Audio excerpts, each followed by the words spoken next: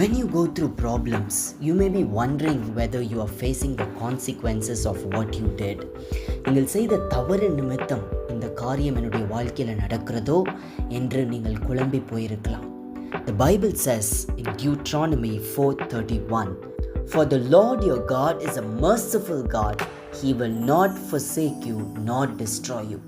நம்முடைய தேவன் மிகவும் இரக்கமுள்ள தேவனாய் இருக்கிறபடியால் அவர் உன்னை கைவிடவும் மாட்டார், அழிக்கவும் மாட்டார். பிதாக்களுக்கு ஆணையிட்டு கொடுத்த உடன்படிக்கையை மறக்கவும் மாட்டார்.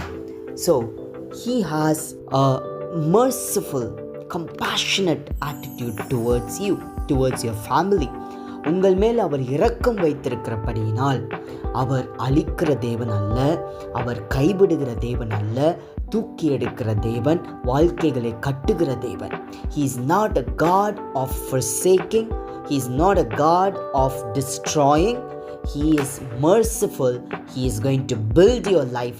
He is going to sustain you throughout. He will never leave you nor forsake you. அவர் உங்களை விட்டு விலகுவதும் இல்லை, உங்களை கைவிடுவதும் இல்லை. So stay strong with this hope. God is merciful towards you. உங்களை அவர் நேசிக்கிறார். இதுவரை நடந்த காரியங்களை விட ஆண்டவர் துன்பத்தை கண்ட நாட்களுக்கு ஈடாய் இரண்டத்தனையாய் மகிழ்ச்சியை காணச் செய்வார். He is going to make you cherish in what he has blessed you with. Let's pray. Father God, thank you for your wonderful word. உம்முடைய வார்த்தைக்காய் நன்றி. நீர் அழிக்கிற தேவன் அல்ல, கைவிடுகிற தேவன் அல்ல, இரக்கமுள்ள தேவனாய் இருக்கிறீரப்பா.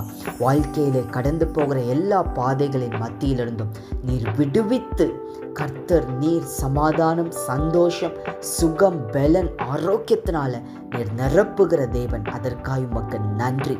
You are a good father. நீர் நல்ல தகப்பனாய் இருக்கிறீர். உமக்கு நன்றி. எல்லாவற்றையும் நீர் பார்த்து கொள்ளும். இயேசுவின் நாமத்தில் பிதாவே, ஆமென்.